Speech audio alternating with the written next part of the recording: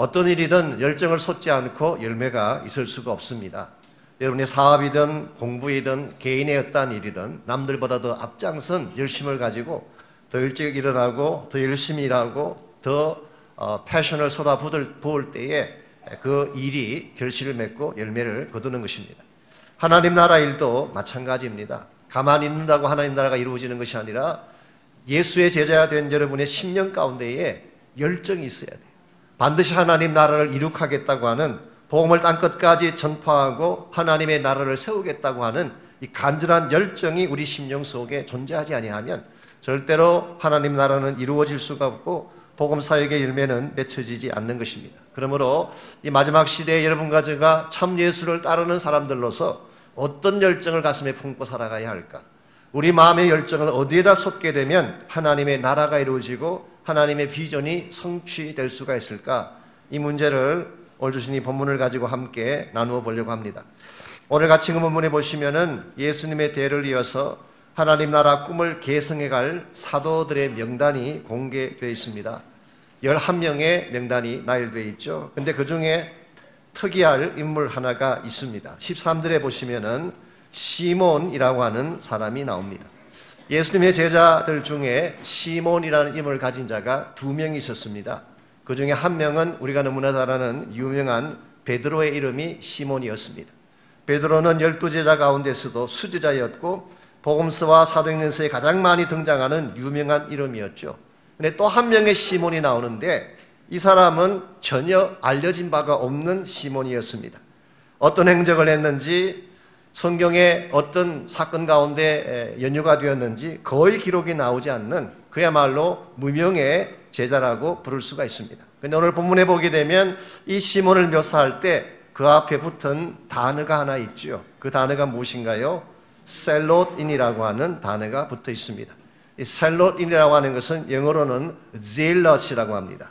이것은 유대의 열심당원이라고 하는 뜻입니다. 예수님 당시에는 우리가 잘 아는 바처럼 유대 사회에 크게 4개의 당파가 있었습니다. 그 중에 3개는 종교적인 당파죠. Religious parties. 첫 번째가 바리새파가 있었죠. 보수적인 또 율법을 잘 지키는 당파가 바리새파였습니다. 두 번째가 사두개파가 있었습니다. 좀 정치적이긴 하지만 또 세속적이긴 하고 헬라적이긴 하지만 그래도 그 당시 산헤드린을 장악하고 있던 유명한 종교 당파이죠. 세 번째가 성경에는 나오지 않지만 에세네파라고 하는, 영어로 에센스라고 하는 당파가 있었습니다. 이 사람들은 그 당시 부패한 사회를 떠나서 언둔 생활을 했던 사람들, 그들이 만들었던 대표적인 공동체가 지금도 사해 지방에서 발견되어 있는 쿰난 공동체가 그들이 생활했던 곳입니다. 이와 같이 세 종교적인 당파 외에 또 한 개의 정치적 당파가 있었습니다. 그것이 바로 지금 소개해드리고자 하는 제일라츠, 열심당원이라고 하는 사람들이었습니다. 이 사람들은 극렬한 민족주의자들이다, 그렇게 표현하면 되겠습니다. 조국과 민족의 해방을 위해서라면 목숨도 아끼지 않는 가슴에 너무나 뜨거운 열정을 가진 사람들이기 때문에 그들의 별명을 제일러츠, 열심당원이라고 부른 것입니다. 일종의 게릴라 파이터 같은 그런 사람들, 항상 단검을 가슴에 품고 다니면서 로마의 요인들을 습격해서 암살도 시도하는 이와 같은 독립투사 같은 인물들이 열심당원이었습니다. 유대 역사가인 조세푸스에 의하면은 이 열심당원에게는 4가지 특징, 이들을 묘사하는 4가지 단어가 있다고 하는데요. 첫 번째가 아이디얼리스트, 그들은 이상주의자였다고 합니다. 숭고하고 높은 이상을 추구하는, 그래서 자존심과 프라이드가 굉장히 높았던 사람들이 열심당원이었어요. 두 번째는 비저너리, 꿈을 가지고 사는 사람들. 어떤 꿈이냐고 하면 이 땅에 다윗 왕국을 다시 세운다고 하는, 그 옛날에 영광스러웠던 다윗 시대의 영광을 회복한다고 하는 비저너리. 세 번째로 sincere, 굉장히 심각했습니다. 그냥 장난삼아 다니는 사람들이 아니에요. 정말 심각한 사람들, 명분과 목적을 중요시하는 사람들. 네 번째로 dedicated, 헌신된 사람. 명분을 위해서라면 목숨도 아끼지 않는 정말 헌신된, 무엇이든 감당하기를 원하는 이런 사람들이 제일라츠, 열심당원이었습니다. 열심당원의 대표적인 케이스가, 혹시 영화를 보셨는지 모르지만 마사다라고 하는 영화가 있었습니다. 로마 군대가 유대 땅을 점령할 때 최후까지 남아서 요새 위에서 마지막까지 투쟁하다가 결국은 로마 사람의 칼에 죽느니 우리가 스스로 죽자고 해서 자길로 끝냈던 그 유명한 마사다 요새가 있는 그곳에 바로 열심당원이 지켰던 곳입니다. 이와 같은 열심당원이 젤러츠였는데 예수님의 제자였던 시몬이 이와 같은 열심당원이었다는 것. 그랬는데 이 시몬이 처음에는 정치적인 차원에서 열심을 품고 민족을 해방할 마음을 가지고 예수님을 따라다니기 시작을 했지만 3년 동안 예수님을 따라다니는 과정 속에서 민족과 세상을 향해 품었던 이 열정이 하나님 나라의 비전의 열정으로 바뀌어지게 됩니다. maybe 처음 주님 따르기 시작했을 때는 민족적인 차원에서 따랐을 것입니다. 혁명가적인 차원에서 로마를 뒤집을 수 있는 사람이 이분이다 생각하고 예수님을 따랐을 가능성이 있죠. 그러나 이 시몬이 주님의 말씀을 듣고 그분의 삶과 사역을 보는 가운데에 그 마음속에 품었던 이상이 변화되기 시작했습니다. 소경의 눈을 뜨게 하고 안전뱅이를 일으키시고 문둥 자를 고치시는 그 사역을 보며 참된 사역이 무엇인지를 배우기 시작했습니다. 귀신을 쫓아내고 악령을 쫓아내는 주님을 보면서 영적 권세가 무엇인지를 알기 시작했어요. 무엇보다도 원수를 사랑하고 십자가에 못 박아 죽는 이 죽음의 사건을 통해서 참된 인류 구원의 길을 여는 예수님을 바라보면서 지금까지 민족적 차원에서 세속적 차원에서 꿈을 가졌던 이 시몬의 마음속에 세상을 향한 열정이 아니라 하나님 나라 비전을 향한 열정을 회복하게 된 것입니다. 로마 지배하에서 정치적으로 군사적으로 민족을 해방하는 것도 소중한 과제이지만 그것과 비교할 수 없는 더 위대한 과제가 죄와 사망의 권세 가운데 묶여있던 인류를 해방하는 것임을 깨닫고 그런 예수의 제자가 되어서 참 하나님께서 그를 부르신 진정한 비전을 향해 달려가게 된 것입니다. 전승에 의하면 이 시몬은 소아시아 지역과 이집트까지 가서 복음을 전거했고 흑해를 건너 영국까지 가서 복음을 전하다가 나중에 장렬한 죽음으로 순교했다고 전승에 기록되어 있습니다. 여러분과 저에게도 이와 같은 열정이 필요합니다. 세상을 향한 열정이 아니라 나의 출세와 나의 탐욕을 위한 열정이 아니라 하나님 나라를 위한 열정. 이게 있어야지 참 예수의 제자답게 살아갈 수가 있습니다. 세상에 살아가는 사람들도 얼마나 열정들이 많습니까? 사업하는 분들 보십시오. 남들보다 일찍 일어나고 늦게 주무시고 식사 걸러가면서 열정을 다해 비즈니스 하지 않습니까? 정치가들의 열정 보십시오. 굉장합니다. 정권을 찬탈하기 위해서는 수단 방법 가리지 않습니다. 혹은 청년들이나 학자들의 열정, 정말 더 많이 배우고 더 높아지기 위한 많은 열정들을 수여하고 있죠. 심지어 복권 사는 분들도요, 열정 없이는 살 수 없습니다. 한 번 사고 안 된다고 절대 포기하지 않습니다. 될 때까지 사요. 정말 터가 좋다는 곳은 찾아다니면서 그 마켓 찾아다니면서 밤낮 가리지 않고 열정을 품고 복권을 사는 사람들. 오늘 세상의 사람들은 자기의 탐욕과 이기적 욕심을 채우기 위해서 열정을 쏟으며 살아가고 있지만 여러분과 저의 열정은 달라야 할 줄 믿습니다. 내가 잘 되기 위한 열정이 아니라 나의 탐욕을 채우기 위한 열정이 아니라 내가 이 세상 가운데서 높아지고 영광받기 위한 열정이 아니라 하나님 나라의 비전을 이루기 위한 열정. 이 열정을 회복해야지 우리가 참으로 그리스도인답게 살아갈 수가 있고 교회가 진실로 교회다운 교회로 변화되어져서 하나님의 마지막 시대적 사명을 감당할 수가 있습니다.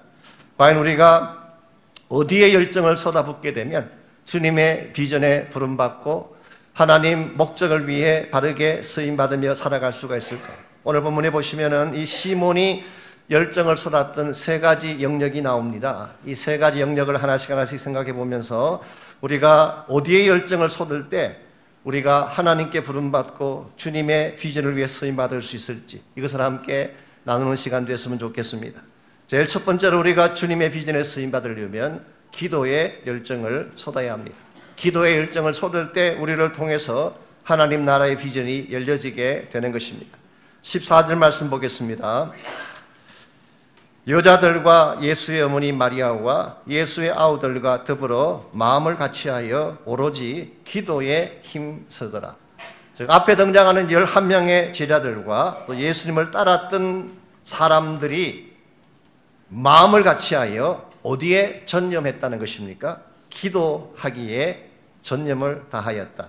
이 마음을 같이하여 전혀 기도에 힘썼다. 이 기도했던 장소는 우리가 잘 아는 바처럼 마가 요한의 다락방이었습니다. 전혀 힘썼다는 말의 뜻은 오직 기도에만 전념했다는 뜻입니다. They all devoted themselves only to the prayers. 기도 하나 외에는 다른 것을 하지 아니하는 기도에만 전심을 다 쏟았다, 그런 뜻입니다. 자, 이와 같이 그들이 다른 걸 다 내려놓고 한 곳에 모여서 기도하는데 전심을 다 쏟아 부었더니 그 결과 약 열흘 뒤에 오순절의 대역사가 그곳에서 일어났어요. 열흘 동안 기도하는 그 후에, 물론 하나님 먼저 약속하신 사건이긴 하지만 오순절 성령께서 바로 그 장소에 임하셨고, 이것이 구속사의 방향을 바꿨다고 할 정도의 위대한 사건, 복음 운동의 시작점이 된 것입니다. 그래서 칼과 창으로 세상을 뒤집어 엎은 것이 아니라 복음으로 로마 제국을 뒤집어 엎는 이 위대한 역사가 일어나게 된 것입니다. 오늘 여러분과 제가 열정을 쏟아야 될 많은 부분들이 있지만 하나님이 가장 기대하고 기뻐하시는 것은 기도의 열정을 쏟는 것입니다. 교회가 기도의 열정을 쏟을 때 하나님이 원하시는 기적들이 일어나기 시작하고 부흥이 일어나기 시작해요. 우리가 아무리 다른 것을 많이 해도 기도의 열정을 쏟지 않는다면 교회가 교회다워질 수가 없습니다. 여러분 개인의 삶도 마찬가지인 줄 압니다. 여러분이 다른 일에 많은 시간을 투자하시지만 기도만큼 중요한 것이 어디 있겠어요? 기도의 열정을 쏟을 때에 하나님 여러분 삶 가운데에 하나님 사회적 일들을 행하여 주시고 여러분의 삶 자체가 얼라이브하게 회복되게 만들어 주시는 것입니다. 이런 면에서 기도는 기적을 가져오는 채널이요, 하나님 나라를 이 땅에 이루는 가장 소중한 하나님의 통로인 것을 알 수가 있습니다. 제가 작년인가요, 그 워싱턴에 있는 성광교회에 거기 선교대회에 있어서 같이 3박 4일 동안 시간을 보내고 온 적이 있습니다. 갔다가 그 교회를 섬기는 장로님 중에 여러분 잘 아시는 이희돈 장로님이 그 교회에 이제 장로로 섬기고 계십니다.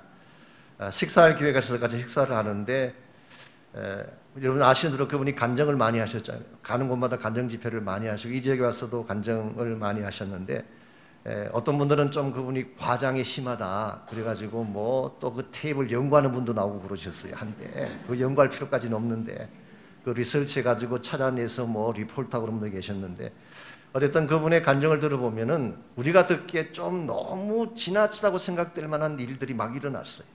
예를 들면 그분이 뭐 학교에서 공부하게 된 그 케이스를 봐도 이거 보통 사람이 경험할 수 없는 건데 기가 막힌 기적들을 통해서 옥스포드까지 가시고 또 아시는 대로 세계무역센터 월드 트레이드 센터의 그 수석 부총재가 되지 않습니까? 그건 사실이거든요. 지금도 그분이 그 일을 하고 계시는데요. 한국 사람으로서 마이너리티로서 사실 미국과 전 세계의 경제를 움직이는 월드 트레이드 센터의 수석 부총재가 된다는 거 이거 보통 일이 아닙니다. 근데 그 선포되는 과정도 보게 되면 정말 기적이 아니면 설명할 수 없는 다른 사람을 견제하기 위해서 표를 몰아주다 보니까 안 돼야 될 사람이 되고 뭐 이런 이야기들 하시잖아요. 그런 이제 간증들을 들으면서 사람들이 너무 황당하다, 너무 과장이 심하지 않느냐 이제 그런 이야기를 한다는 것을 그분이 알고 계시더라고요. 그래서 설명을 저한테 해주세요. 목사님, 기적에 대해서 이야기할 때마다 제가 한 가지 기적 뒤에 먼저 일어난 일이 꼭 있었습니다. 기도가 먼저 반드시 있었대. 그 사모님이 기도를 그렇게 많이 하신대. 그래서 어디를 가든지 그 사모님이 기도하고 기도의 시간들을 쏟아붓기 때문에 어떤 사람들이 와서 당신이 비이성적이다, 뭐 배울 만큼 배운 사람이 합리적이지 못하다, 그리고 웬 우연이 그렇게 많냐 이제 그렇게 이야기를 하면 본인이 답을 하신대. 맞습니다. 저의 삶엔 우연이 참 많습니다. 그런데 그 우연이 꼭 기도할 때 나타납니다. 그 대답을 한대. 여러분 똑같은 우연이라도 자꾸 반복되면 그것이 우연일까요? 우연이 아닙니다. 어쩌다 한 번 일어나야 우연이지 기도할 때마다 역사가 일어났다 그러면은 이것은 우연이 아니라 필연입니다. 여러분이 기도하게 되면 우연히 사람이 낫는 것 같고 우연히 부흥이 일어나는 것 같고 우연히 막힌 문제들이 해결되는 것 같지만 이와 같은 우연이 또 반복되고 또 반복된다면 이게 우연일까요? 하나님이 일하고 계시는 것입니다. 그러므로 여러분들이 정말 하나님을 신뢰하고 믿음으로 기도하시면 우연 같은 필연이 여러분 삶 속에 일어날 줄 믿습니다. 문제가 많다고 이야기하지만 문제가 많은 것이 아니라 기도의 열정을 솟지 않기 때문에 참으로 기도의 재단을 지키지 않기 때문에 하나님의 기적을 놓칠 때가 참 많고 하나님의 부흥을 놓칠 때가 참 많지 아니한가. 이런 면에서 오늘 밤 여러분들은 너무나 귀한 곳에 잘 오셨습니다. 기도의 자리에 오셨기 때문에 기도의 열정을 솟기 위해서 오신 자리이기 때문에 오늘 밤 여러분께서 다른 거 생각하지 말고 정말 모든 것 다 내려놓고 열정적으로 기도하시기 바랍니다. 두 번째로 우리가 하나님의 비전에 쓰임받으려면 기도의 열정을 쏟을 뿐만 아니라 관계성의 열정을 쏟아야 됩니다. 이걸 좀 다른 말로 풀어 설명하면 사랑의 열정을 쏟아야 된다, 그렇게 풀어 설명할 수가 있습니다. 여러분 13절을 다시 보시면 11명의 제자 리스트가 나오는데 이 11명 중에 도저히 함께 갈 수 없는 두 사람이 그 명단에 들어 있습니다. 그들이 누구인지 혹시 짐작이 가십니까? 한 명은 마태이고 또 한 명은 시몬입니다. 자, 그 당시 열심당원들이 가장 정오하고 미워하는 자들이 누구였냐고 하면 로마의 앞잡이들이었습니다. 로마 사람보다도 그 앞잡이들을 더 정오했어요. 옛날 일제시대 때에 우리 조상들이, 저희 민족이 사실 일본 사람도 미워하지만 그 일본 순사의 앞잡이하는 사람들 그렇게 미워했잖아요. 동족의 피를 빨아먹고 착취하는 그 일본의 앞잡이, 똑같은 현상이. 그래서 그 당시 이 열심당원들은 가장 싫어하고 정오하는 대상이 로마의 앞잡이 하면서 동족의 피를 빨아먹는 사람인데 마태가 바로 그 일을 했어요. 마태의 직업이 무엇이었나요? 세리라고 했습니다. 세는 tax collector. 문자 그대로는 세금을 거두는 사람이지만 그냥 세금을 거두는 것이 아니라 로마 사람들의 앞잡이 노릇을 하면서 자기 동족에게 불필요한 세금을 과세하고 그것을 피를 뽑아먹듯이 뽑아다가 로마 사람들에게 바치는 직업, 이게 바로 세리였어요. 그러므로 이 열심당원이 세리와 마주치게 되면 이건 원수지간입니다. 손을 잡을래야 잡을 수가 없어요. 그랬는데 어떻게 극과 극에 서야 될 두 사람이, 기름과 물과 같은 관계에 있는 두 사람이 한솥밥을 먹고 주님을 따르는 한 제자가 될 수가 있었을까요? 그리고 오늘 본문에 의하면 주님이 떠나신 이후에도 한 다락방에 모여서 함께 기도하고 남은 평생 생사고락을 같이 하는 동지가 되어 있습니다. 어떻게 이런 일이 가능했을까요? 물론 성경 자체가 여기에 대해서 확실한 설명을 하고 있지 않기 때문에 우리가 다 구체적으로 말할 수는 없지만 그러나 우리가 충분히 계승할 수 있는 것이 있습니다. 처음에는 아마도 마태를 만났을 때에 악수도 하지 않고 같은 자리도 하지 않고 틈만 나면 한번 손봐 주려고 생각했을 가능성이 있죠. 그랬는데 3년간 이 시몬이 예수님을 따라다니면서 주님의 하트를 배우기 시작했어요. 원수를 사랑하라고 하는 말씀을 듣습니다. 너희를 핍박하는 자들을 축복하라는 말씀을 듣습니다. 더구나 그 거룩하신 하나님의 아들이 세리를 만나고 창기를 만나고 그들을 품어주는 장면을 보게 됐어요.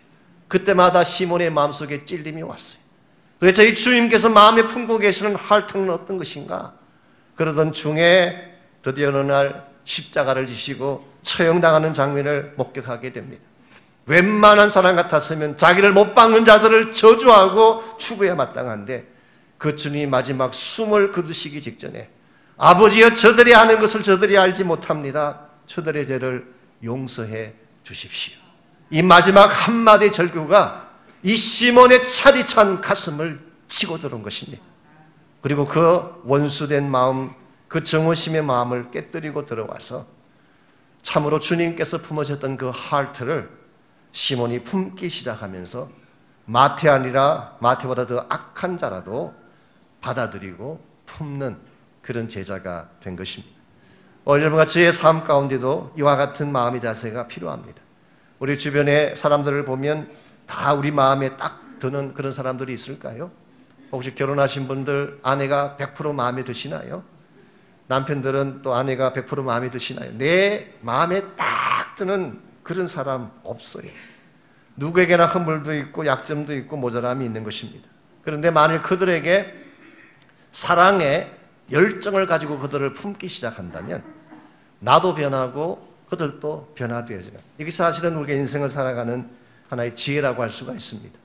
그래서 여러분이 잘 아시는 그 유명한 조크 중에 이런 이야기 있잖아요. 어떤 가정사역자 한 분이 부부관계에 대한 강의를 끝낸 후에 모여있는 분들에게 질문을 했습니다.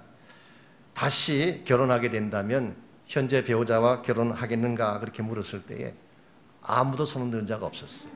다들 그냥 가만히 있던가 조금 가책되는 분들은 손을 들까 말까 하는 분들, 그러는 중에 80 할머니 한 분이 손을 팍 들었어요. 강사가 너무너무 기뻐서 물었습니다. 할머님은 할아버지가 그렇게 좋으세요? 왜 다시 결혼하려고 그러십니까? 물었더니 나처럼 한번 오래 같이 살아봐. 그놈이 다 그놈이야 그랬다가 오랫동안 살아보면 결국 그 사람이 그 사람이에요. 별 사람 없습니다. 다 마찬가지인 것입니다. 그러므로 정말 우리가 예수님의 제자답게 바르게 살아가려면 용납하고 받아들일 수 있는 이 사랑의 하트를 개발해야 되고, 이와 같은 사랑의 열정이 있는 곳곳마다 가정이 다시 회복되고 공동체가 회복되어지고 이 땅이 더 밝아지는 역사가 일어날 줄 믿습니다. 마지막 세 번째로 우리가 쏟아부어야 될 열정이 바로 하나님 나라입니다. 하나님 나라의 열정을 쏟아부을 때 우리가 주님의 비전을 위해 달려갈 수가 있습니다. 오늘 본문의 말씀 사실 같이 읽지 않았지만 8절 말씀을 보시게 되면 예수님께서 이 모임 직전에 이 제자들에게 먼저 주셨던 위대한 분부가 있습니다. 그 분부가 무엇일까요?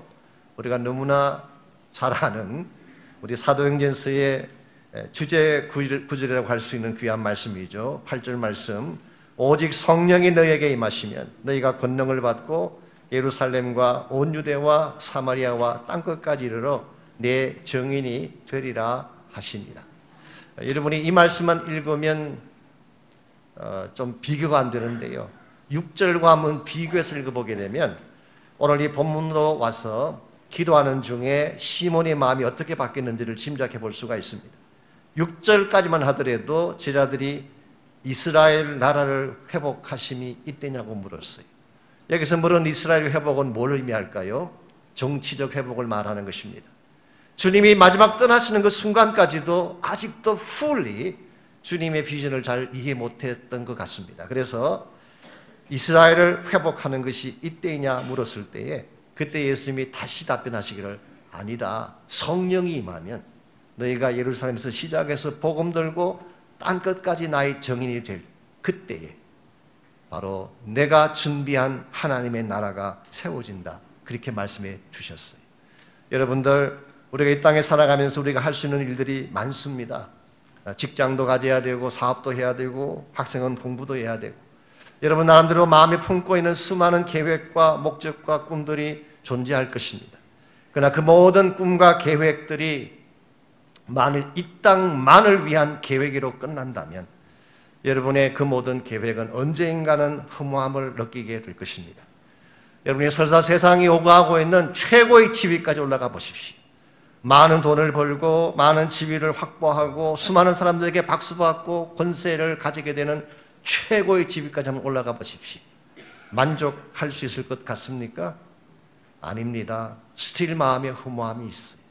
우리가 아무리 많이 가져도 아무리 많이 성취해도 이 땅의 것만으로는 만족할 수 없도록 우리는 창조됐어요. 하나님 나라를 가져야 됩니다. 내 마음속에 먼저 하나님 나라가 임해야 되고 내 마음속에 주어진 이 복음이 나를 통하여 흘러가게 해서 나의 주변에서부터 시작되어져서 이 복음의 강수가 흐르고 또 흘러서 땅끝까지 흘러가게 할 때에 이 복음이 가는 곳곳마다 하나님의 나라가 이루어지고 하나님의 꿈과 비전이 성취되어지는 것입니다. 우리가 이 세상에서 이루겠던 모든 것들은 우리가 이 세상을 떠날 때 다 놓고 가야 할 것이지만 우리가 하나님 나라를 위해 쓰임받았던 그 시간과 수고의 땀은 결코 사라지지 않습니다. 주님 앞에 서는 날 하나님 앞에 자랑스럽게 우리가 그 열매를 내어드릴 수가 있고 그것만이 영원토록 남는 참된 열매가 되는 것입니다.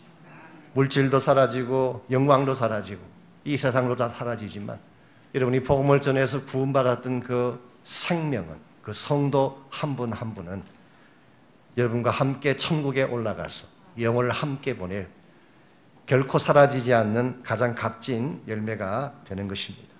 이것을 위해 오늘날 수많은 선교사님들이 위험을 무릅쓰고 복음을 전가하고 있고, 또한 저희 교회도 이 사역을 위해서 우리 교회가 기도하고 헌신해야 된다고 저는 생각을 합니다.